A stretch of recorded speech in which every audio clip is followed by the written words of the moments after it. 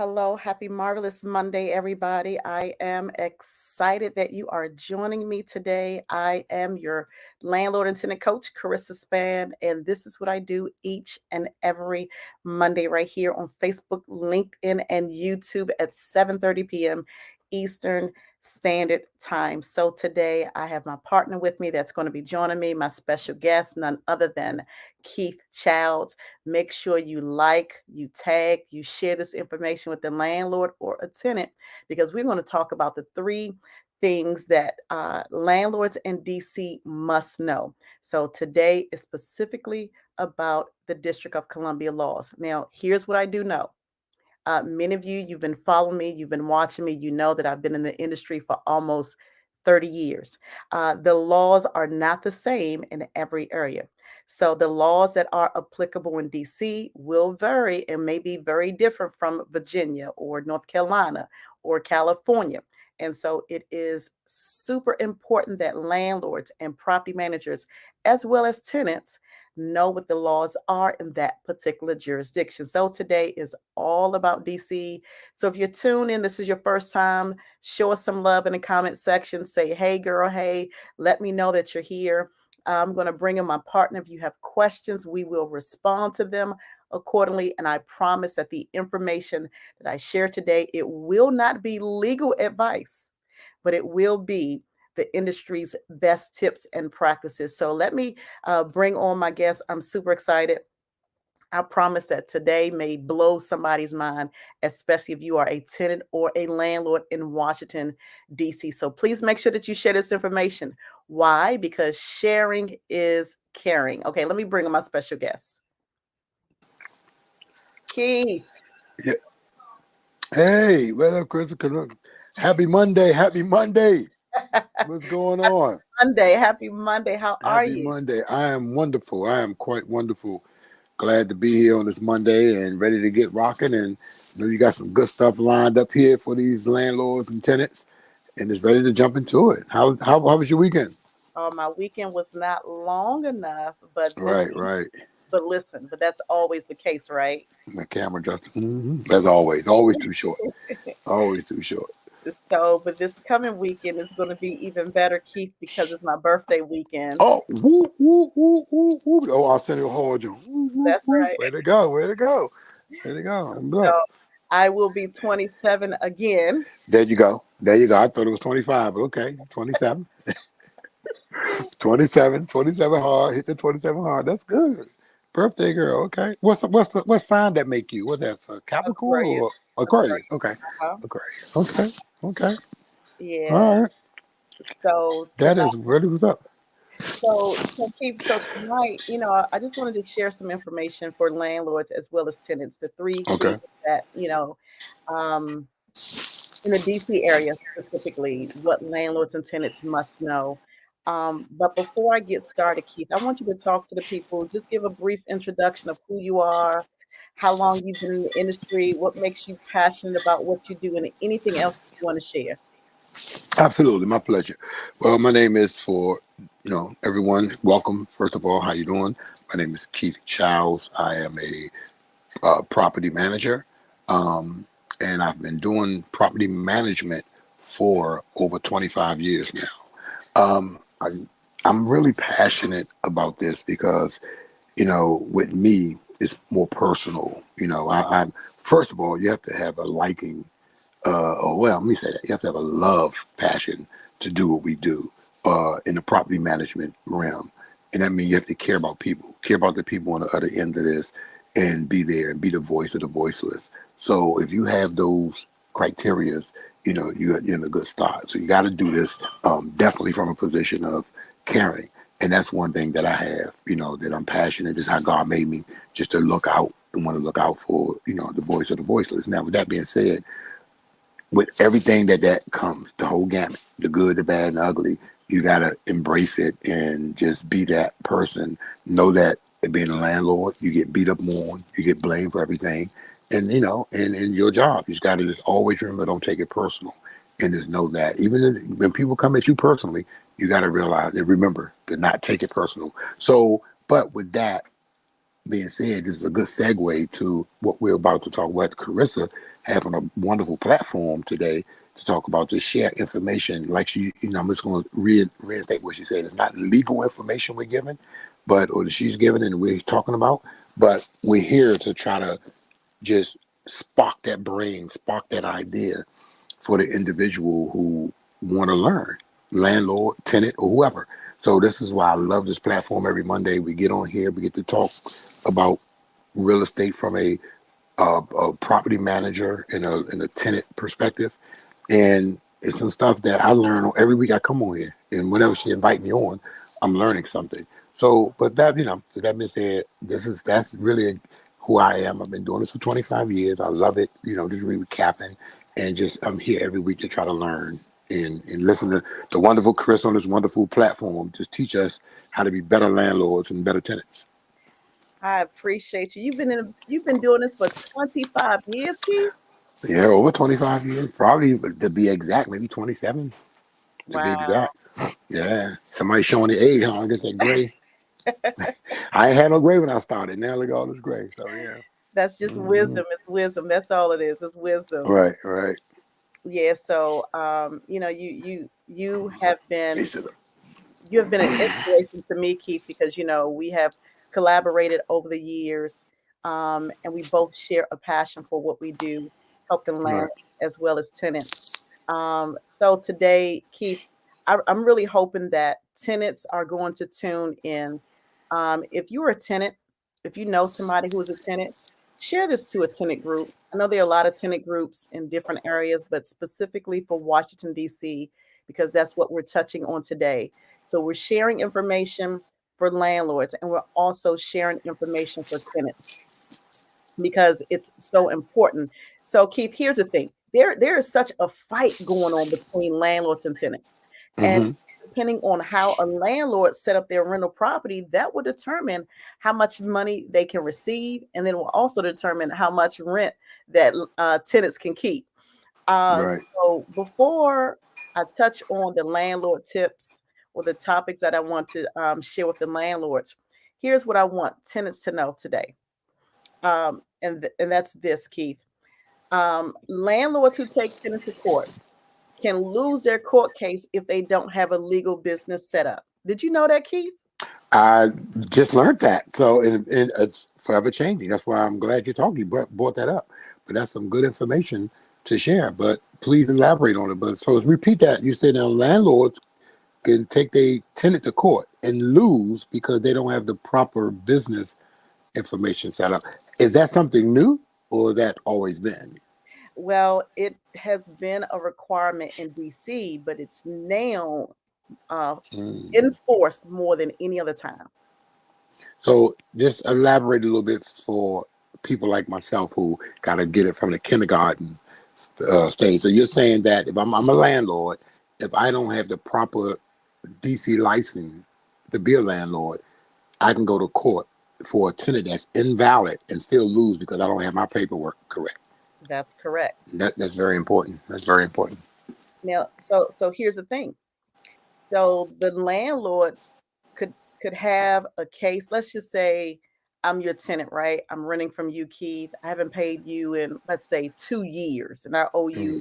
well over $50,000 or more in Mm-hmm. unpaid rent, right? Maybe I have some tenant damage. I tore up the property, got holes in the walls.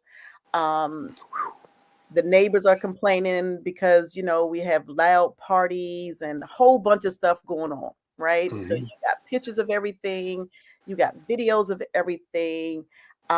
You have all the letters that you sent me because you already know that you got to send me that documentation is not what you know is what you Mm-hmm. prove, right? Mm-hmm. So you file your paperwork in court, you get your court date, and on the day of your court case, you're excited to go and, go before the judge and let the judge know, Your Honor, I want this tenant out. She has tore up my place. She hasn't Right. paid rent in almost 2 years. And it's a horrible mess, right? You got Mm-hmm. everything in place. And so the judge is going to ask, well, hey, Keith, Mr. Landlord, yeah, so show us your documents, your business license. And what are you going to do? What would you have in place, Keith?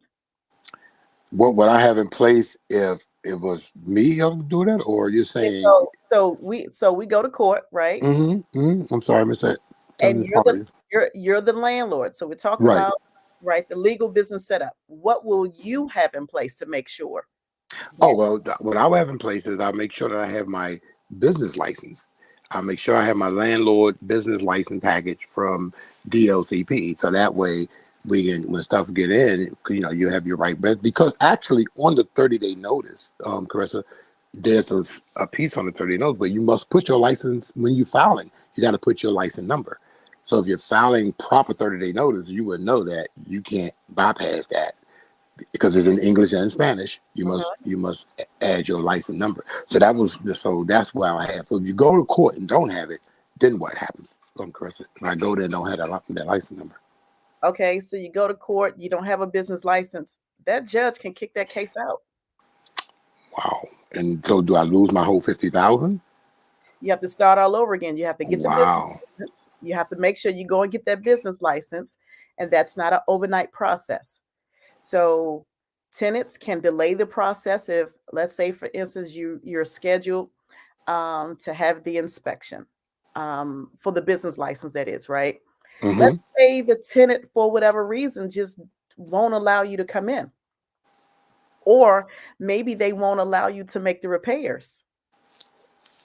That's going to hold up that process, and you can't get a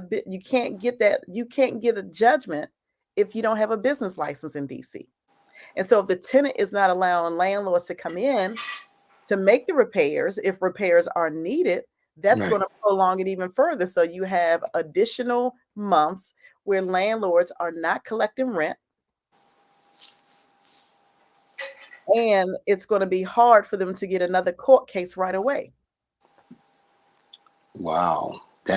And I'm sitting here while you're talking, I'm pulling up Carissa, and I'm looking at the fees. Just a simple fee cost for the landlord between one up to 10 units. It can range from $198 to almost $900, depending upon the size. As each unit go up, it's Ab- more. And is Absolutely. that a do? Would you know or not offhand? Is that a per year cost or the per unit cost? It's a 3 units for 435. Let me show you what I got on the screen. You can see that. I just kind of pulled it up. See that? Is that So a that's a rental house business fee? Obviously, so is that the court? That's DC that's Supreme from Court. that's from access from DLPC. That's for the license. So you get your license. So just looking up the fees for landlords, just something to throw out there. And everything is Googleable, y'all. I just say Googleable. Everything is on Google. Everything is on Google. So yeah, just very interesting because this is very important because I know tons of landlords that don't have this information. Right. So I'm glad you're talking about that. I know tons of landlords that don't have their license. They have their investors that buy homes Uh-huh. and get renters and all that, but they don't have. Here's a question. This is a housing question. If a new landlord trying to get into housing, Hmm. is it required that they show their business license before they can get in the program, or can they get in the program without the business license? What type of program? It's different for. I'm sorry, the housing choice program, where they want to get a tenant for the Section 8 program. Would you know is it required or not? I don't think that it's actually required. I'm not sure. I can't speak on that because I'm not sure if it's actually required or not. Because I'm saying that because if it's required, then maybe that will force them to get it. But if not, then they got to go get on their own. But I'm not sure if they can get a tenant before they show they have a license, or would you know that information offhand? So the different programs have different requirements. And so Mm-hmm.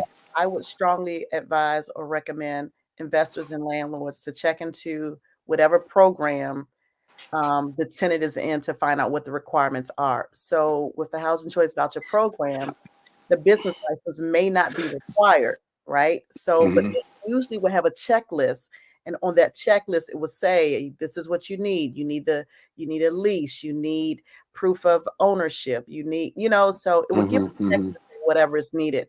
Um, and I put a great emphasis on landlords finding out what's needed for that program because even in the different programs in the District of Columbia, the requirements could be very different. So what's needed for one program may not be needed in the other. Another program may not ask Mm-hmm. for those documents. That's true. That's true. That's true. So I guess the safe play is just get it, just so Yeah, you'll be covering all bases. It's yep. better to have it than not to have it. Yes, It's yes. it's it's better to have it and not need it versus needing it. Need it and not having it. You Yep, understand? You understand? absolutely, absolutely. All right. Great information. Great information. Yeah, and I recognize a lot of people don't know this, Keith. Hmm. So here's the second thing. Now, this is strictly for tenants, but of course, we're going to share information for landlords. So here's the second thing I want tenants to know that they can legally get their rent reduced in the District of Columbia. Did you know that, Keith? Whoa, that's a hot one there. That should burn out. That should be burning the phones up with the tenants right there. I'm You talk telling about y'all reduce? to Okay, share this you about to information. you about to start a bonfire over there, Carissa. There. Your phone will be burning up. All right. Please elaborate. How can tenants Tenants can legally? I know get they get. rent reduced. Landlords don't want to hear that, but let me see. Tell us how that can happen. All right. So landlords with market tenants, if Hmm. an owner of a building, let's say they are they're they have market tenants, right? The Right. units are not in a Section 8 or a housing subsidy program, right? They are required, many landlords are required to register their rents. Hmm. So, for What do instance, you mean? Right. Explain. What Grace say? Explain that to me, please, to the listeners. so to register the rent, I see your comments coming in. If you have questions or comments, go ahead and put it in the comment section. We'll address those in a few seconds. And so, landlords are required to register their rent. They are required to go to the Department of Housing and Community Development. So I'm gonna share the address and everything for the landlords later. So Keith, you are a landlord. You have a 12 unit building, right? Hmm. And you have 12 rental properties. Doesn't necessarily have to be a building. So um, you registered the last time you registered your rent was in 19, let's say in 2000. Hmm. Your last registered rent was, let's say, $800. Okay. Now Hmm. you've made renovations to the property, you've rented the property out, you've rented each unit out, and you've charged 1100, 1200, depending on the bedroom size, maybe 1500, right? And you now have a tenant who has educated themselves. They've been watching the weekly landlord and tenant show. They've been hearing me talk, let Hmm. them know that tenants have rights. Okay. Um, Absolutely. so they go to DHCD and they say, hey, I have a new landlord. I just moved into this property, or I live in the property. I want to check my landlord's rent. How much has the property been registered at, right?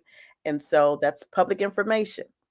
So your tenant, they go down to DHCD, they check the registry, the rent registry, and they find out you're charging them, Keith, $1,800 because you have stainless steel appliances in it. Right. You got brand new carpet, it got central air, you've added all the bells and the whistles, right? Hmm.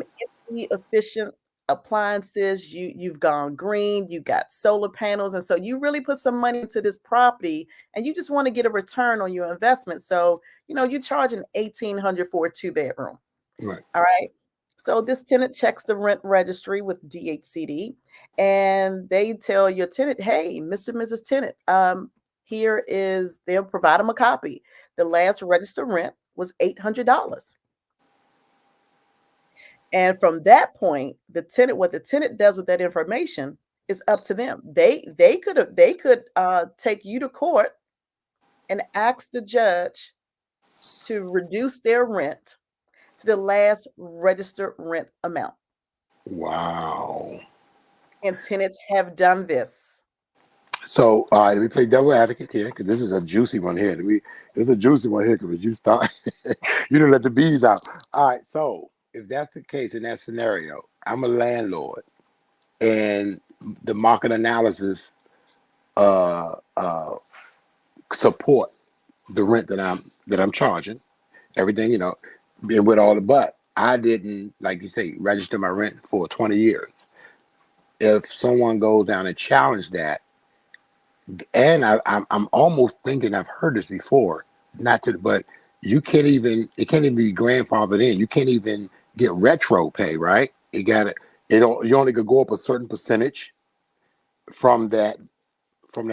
So let's say between 2 and 10%, not higher than 10. I think I read somewhere 2 and not higher than 10%. So that will be way lower than what the current rent is. Mm-hmm. Wow. So what protection? How do that? Okay, you gave me tenant. I don't want to go too far because this is really good. I like this information. But as a landlord, what protection would a landlord have against that? Saying, "Hey, I put all this money in. Like you said, I want a return on my investment." Is there anything that would protect the landlord, or you want to just before we get into that, you want to continue with what the tenants can do, or you want to answer that? Because that's Yeah, that's a big one. That's a whopper. That's a it whopper is. with cheese. Yeah, It is. So I'm gonna that's a touch on big that one. because I'm gonna Okay. circle back because I have information for landlords on where to go and all that stuff. Okay. So tenants, they could file a petition. They'll go before the administrative hearing judge. The court case will be heard. They'll present the documentation that the government has given them, DHCD. They'll give as a matter of fact, when they file the petition, they're going to include a copy of that, right? So Mm-hmm. they'll go before the judge and say, hey, listen, this is a hardship. My landlord is overcharging me. They're charging me $1,800, and here it is, Your Honor. The registry shows that the last registered rent is 800. So they could request um usually, so here's what happened. The judge can make that owner reduce the rent to the last registered amount. And Ooh, that's a part that hurts. going back to when that tenant first signed the lease. But now let's just say, Keith, you bought the property. Okay. So let me just go here. Let's say that you purchased the property maybe 5 years ago, right? Mm-hmm. And the previous owner, you've never registered the rent, and the previous owner registered the rent, let's say in 2000. That judge can take that amount back to when they originally signed the lease, even if you didn't own the property. Wow. Wow. Say that again. Wow. Yeah, I'm wow, that's scary for some landlords that's not understand they don't understand that rule. right. Yeah, they don't understand that rule to protect their intricate yeah. Mm, Now we'll come back. We'll do another segment for landlords about rent control and rent exemption and all that stuff, and just explaining what that is. But I didn't want to go too deep into today since we are talking about hmm information for landlords as well as tenants. So Keith, you kind of touched on this. You said that landlords cannot overcharge tenants when it comes to a rent increase. They can't drastically Right. increase the rent. And we know that Washington, D.C. is just one of those booming areas where you see a lot of buildings going up, a lot of high-end units coming available, and landlords are increasing the rent. Tenants are concerned, but here is what tenants should know. Tenants do have rights. And like you said, there is a percentage. So a landlord cannot increase the rent by like a whole $2,000, $3,000. Right. Right. And so, I wanted tenants to know this, and I also want to share information for tenants in case they have questions. They can make a call just to confirm the information that we're sharing today, that we're talking about, Keith, because again, we already know in DC that it's pro tenant, right? Tenants Yes. have rights. Absolutely. Absolutely. It is pro tenant like you wouldn't imagine in DC. And I know you got some Hmm stories. As a matter of fact, I'm gonna let you talk about some of them stories before I share this information. Okay. It is being pro tenant. Yeah, Yeah. Well, just understanding is DC is pro tenant, and why we laugh and giggle about that is, is because if you're a landlord here, you truly, and if you've been through the courts, you truly understand why we take light, try to make light of the situation, but it's really not. Because you didn't have tenants. I'm gonna speak about a tenant that I had, one of many, but just one in particular. When I'm thinking about that, went to court, was behind. She was behind, I think, 6 months in rent. So wasn't paying rent. Wouldn't allow us in our unit to fix anything. I mean, everything documented. I sent contractors there, and they refused. I had pictures and dates and time and everything. Everything. She was just wasn't a good tenant. Wasn't a model tenant. So finally, got a court date. Went to court, and the reason I kind of smirk and laugh about this being pro tenant, because in the district, in this judge that I sat before, um, with everything wrong. I mean, the tenant haven't paid, I think, 6 to 8 months behind on rent. All the documentation there. The judge will say and openly asks the tenant, "Is there anything else?" Like, you're sitting there and you're almost dumbfounded, because it's almost like the judge putting words in their mouth and asking them, "Are you sure there's nothing else that need to be fixed in your house before I rule on this?" And the tenant sitting there like, let me think. Think hard now. Are you sure? Oh yeah, I did think it was a hole in the bathroom. Now, mind you, we never can get in there. She won't allow us in. Haven't paid rent. Been a terrible tenant.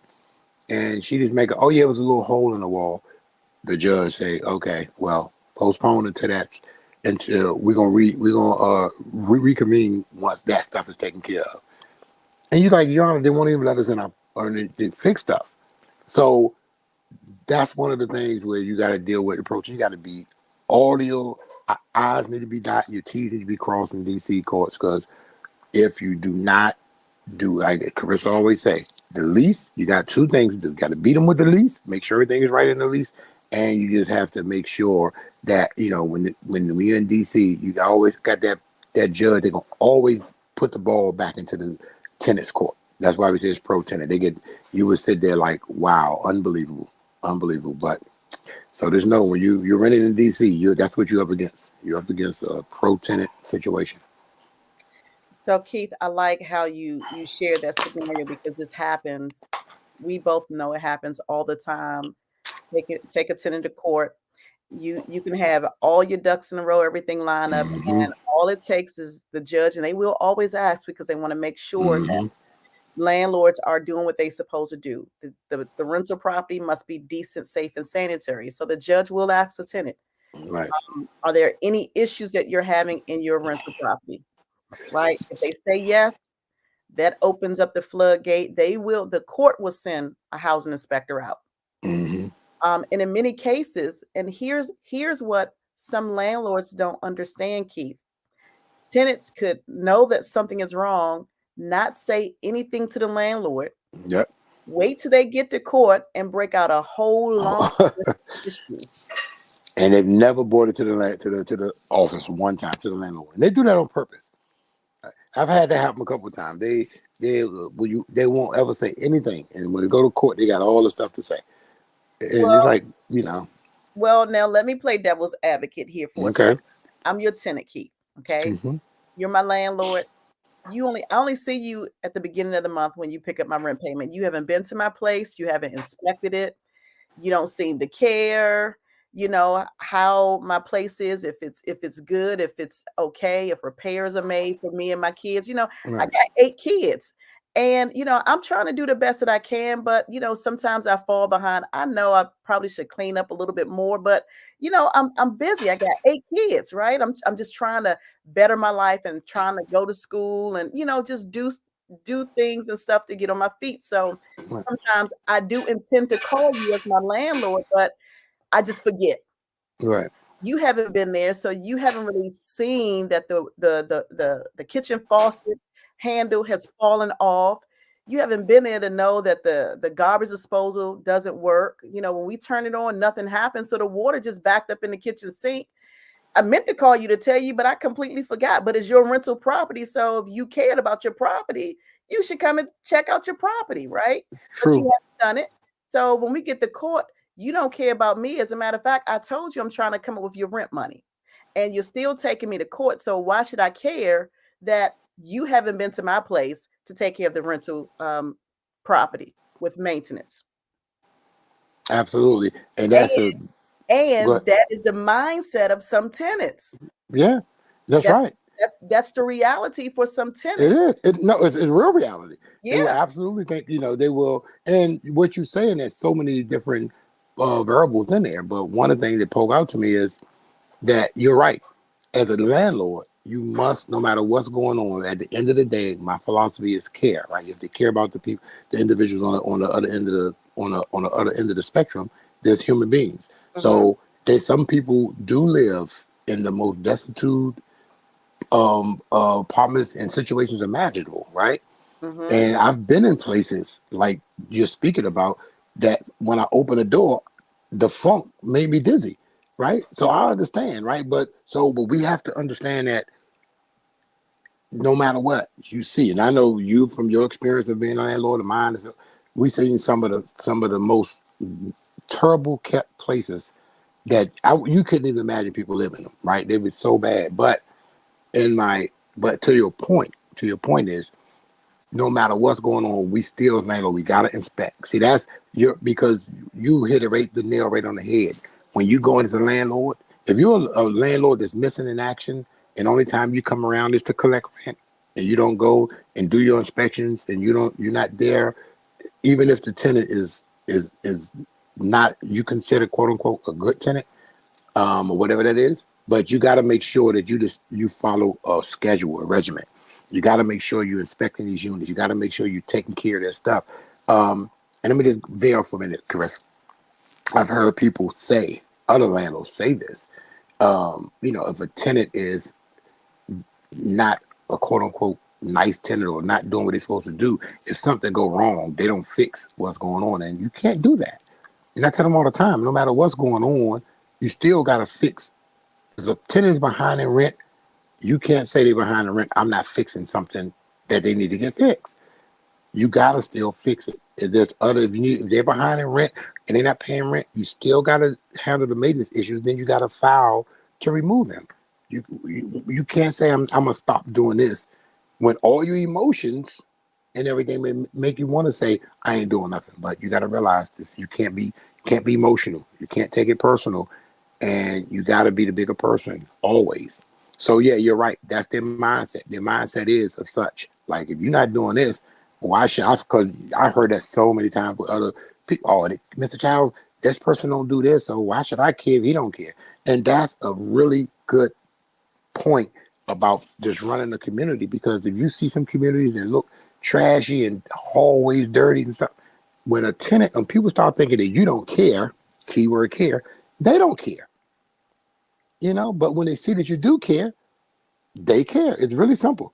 Now, do that mean all trash and dirt gonna stop? No. But it once people start seeing that you paint, you clean up, you exterminate, you inspect. When they start seeing that you take care of the property, you diligent about it, you consistent about it, it changes a little bit. It changes the mindset. So You're right. yeah, so you're right. You're absolutely right about that. Do it then, and I'm not saying in no way, shape, or form that means it's gonna stop all the problems. Problems. That's why they have us landlords, because they're gonna always be problems. They're always gonna be problems, so they're gonna always need landlords to try to curtail them. And but it's never gonna be a place where you have zero problems. Stuff always gonna happen. Yeah, that's so true. That's so true. I'm gonna Hmm. touch on that, and then we're gonna go to some points and tips for Okay. landlords. Just want to acknowledge a few people that's here. Hello, Felicia Motley. Good evening, Mama Motley. Hello, Cloudy. Thank you for tuning in, beautiful. So Keith, you mentioned and you talked about landlords wearing their emotions on their sleeve. You already know my philosophy, Keith. Hmm. Treat it like a business. Yep. Pay you like a business. Yep. Treat it like a hobby. It's gonna It's pay you gonna like pay a you hobby. like a hobby. Absolutely. And so Absolutely. in treating it like a business, it's always in the best interest of a landlord to not get emotionally connected and basically making a decision, a lasting decision over a temporary situation. And we know, right? And we know that. I'm sorry, let me cut you off, Chris. And we know that that's extremely tough for some people. We get it. Yeah. Especially those, especially those landlords that may inherit a house from mom or grandma, and we get emotionally for some reason we get emotionally tied to that brick and mortar. And I always tell people it's just a house. But you get so oh, my mom left it to me, my grandma left it to Yeah. me, and you rent it out, and the people may not be as clean as you were, and you just get mad at them, and then you stop doing it. So you know, that's like throwing gasoline on a fire. Yeah. Oh You my gosh, you yes. can't do that, because it's going to ignite it. So you got to find other ways to remove them. You got to, but I just handle it. I just try to handle stuff a different approach. Do people get on my nerves? Absolutely, and I'm sure I get on theirs. So it's a fair shake, but I try to not to meet that fire or that energy with bad energy because nothing gets resolved. Right. That's You true. know. That's so true, Keith. Um, so I do want tenants to know and understand that they do have rights. So today is all about the laws in the District of Columbia. So tenants who have questions, they have, you know, any issues with their landlord, they can always call the DC office of the tenant advocate, which is located at 2014th Street Northwest, Keith. That telephone number is on the screen. The address is on the screen. That's just some helpful information for tenants. Keith, we talked about some scenarios, but I want landlords to know that getting your business license in the District of Columbia, it is essential. If you do not have it, if you're a property manager, if you are a service provider, maybe you're helping landlords find tenants or you're helping tenants to find a place to call home. Maybe offer your service and help owners get their business license through the Department of Licensing and Consumer Protection, which is formally called DCRA. Here is the Mhm. address. That's the telephone number. So if landlords need this information, please make sure you do it now. Don't wait till you get to court and Yeah, and that judge throw your case out. You're gonna be up a creek without a paddle. yeah. You want to be proactive on this one. I guarantee you don't want to be reactive. You want to be proactive on this one. Yeah, and so Keith, we talked about how tenants can legally get their rent reduced, and this is where landlords can go to get more information. They can get that taken care of at the Department of Housing and Community Development, Mhm. and that's on 1800 Martin Luther King Jr. Avenue in Southeast. This is the contact number to reach them on. Oh, good information. So if you are a landlord, even if you are a tenant and you want to just double check this information that we shared today that we talked about, contact the Department of Housing and Community Development. And this is also applicable for rent increases. So a landlord can contact DHCD to find out what is the With the proper percentage. consumer price index. And Hmm. so they can find out whatever the percentage is, Hmm. change from one year to the next. That landlord can ask all the questions because some landlords ask, well, do I only have to get an increase once a year? Can I do it twice a year? Know what the laws are in the District of Columbia. You don't need to be an attorney, but you do need to know this information because sharing is caring. So, Keith, that's what I wanted to share today. You touched on a lot of things, and we know that a lot of people have been impacted. I know that in this upcoming season, we're getting ready to go into the spring. Um, People calling me already, Keith. I hear it. I hear you. Question, Carissa. Just wanted to ask you before you close out on that last piece. Just to clear. Just want to be clear on something. Is it or clear up for me?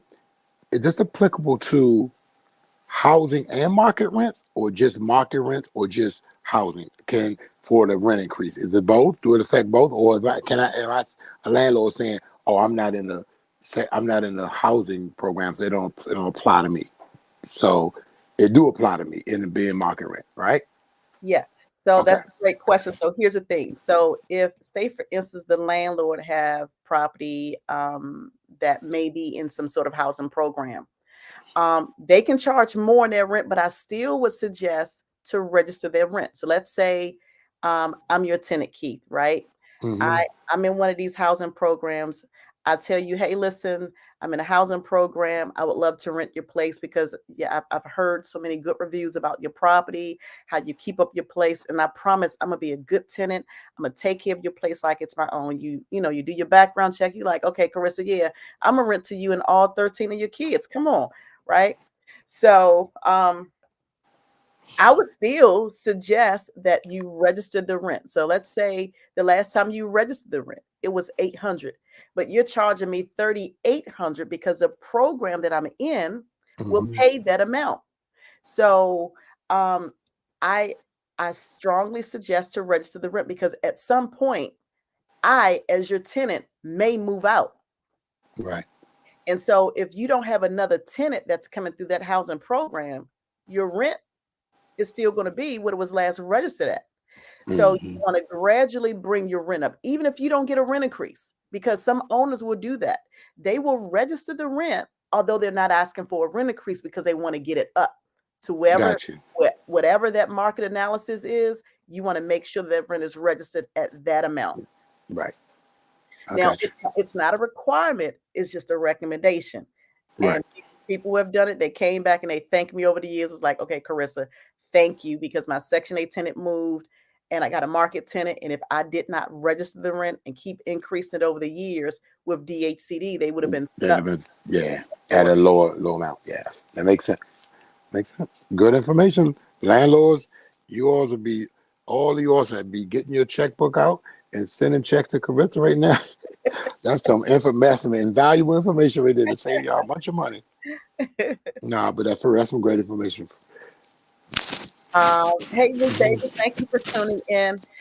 So Ms. Davis, she has a question. What about rental property that is exempt from rent increases from rent?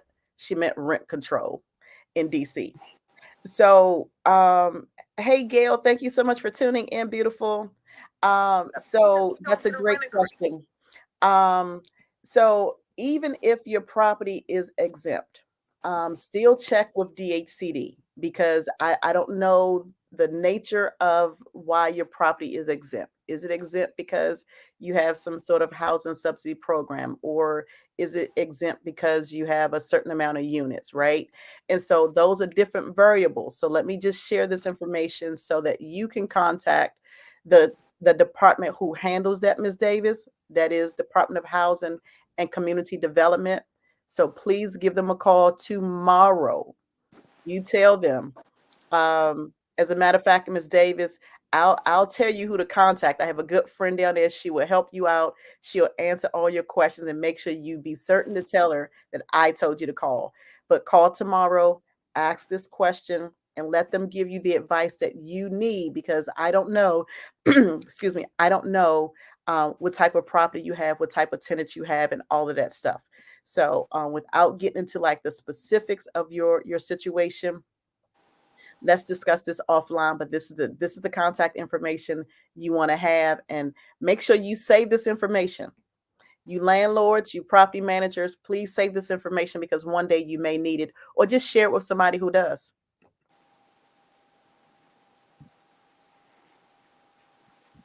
All right. Hey, Vic, happy Monday.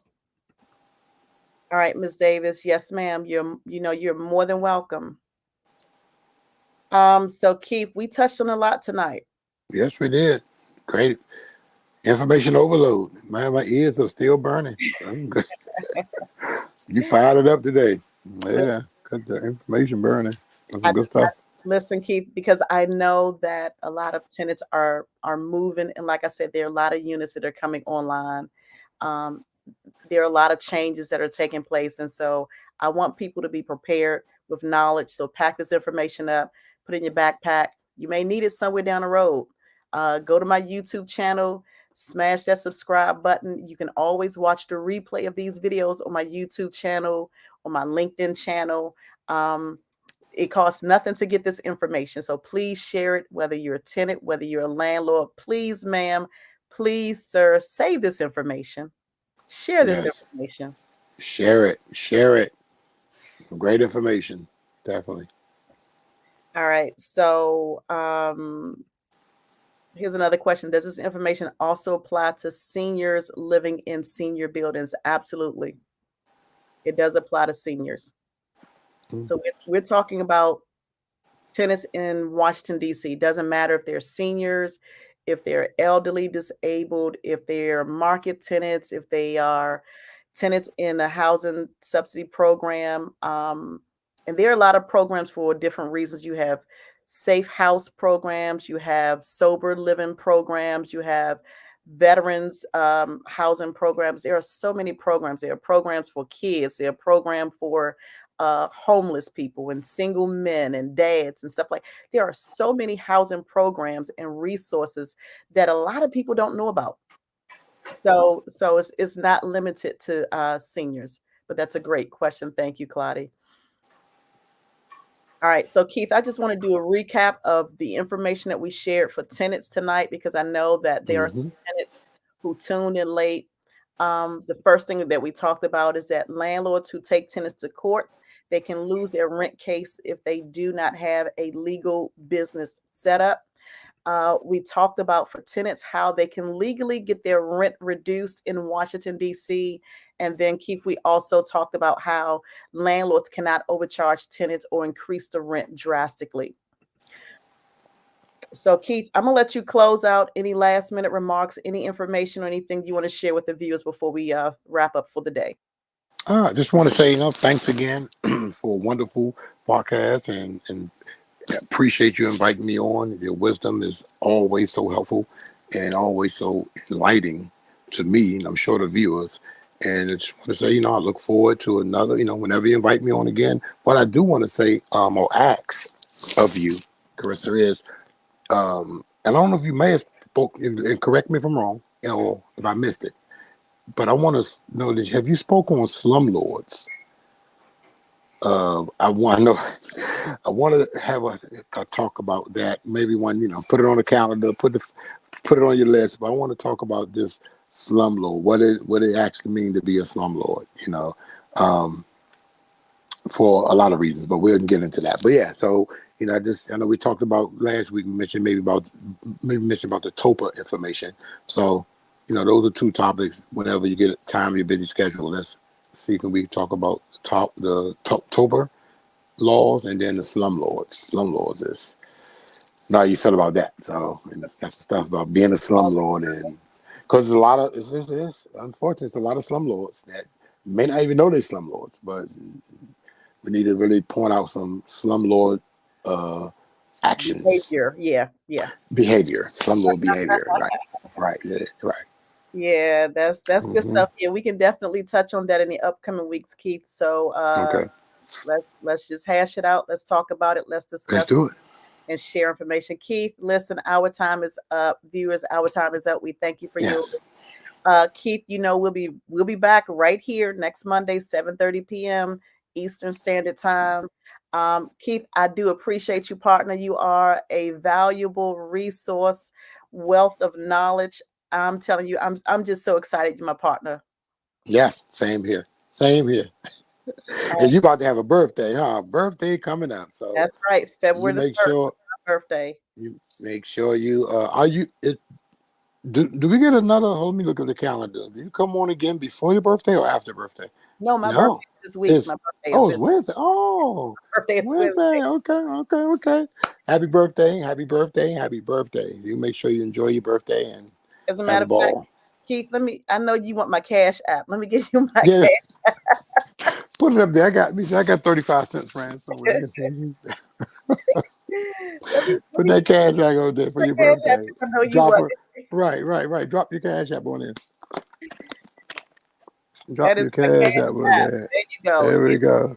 that's my cash app. I know you want to send me something, Keith. There you go. I got it. There you go. It's already there. It's coming before you finish. All right. That's good. Now that's cool. Happy birthday. Yeah. Happy birthday. Thank you so much. Thank you so much. All right, Keith. Yeah. I'll see you next week when I get back in the country. Uh, all right. Oh, oh man, good on. Well, have a ball. Be safe. Thank you. All right, guys. So listen, I'm Karissa Spain, your landlord and tenant coach. Thank you so much for tuning in today. This is what I do each and every Monday. I come on Facebook, LinkedIn, and YouTube to share information for landlords and tenants. I hope that something was of value, something that we shared or talked about today was able to help somebody. Please share this information with someone who is a tenant or a landlord in the District of Columbia. I'm always interested to know where my viewers are tuned in from so that I can share information for that particular jurisdiction because the laws are very different and things are constantly changing. All right. So I do appreciate all the birthday wishes, the birthday love. Yes, I am turning 27 again. Woo, woo. Don't judge me, although I have kids much older than 27. So again, my time is up. I thank you for yours. Please make sure that you join us next Monday right here on Facebook, LinkedIn, and YouTube. I'm going to say bye for now.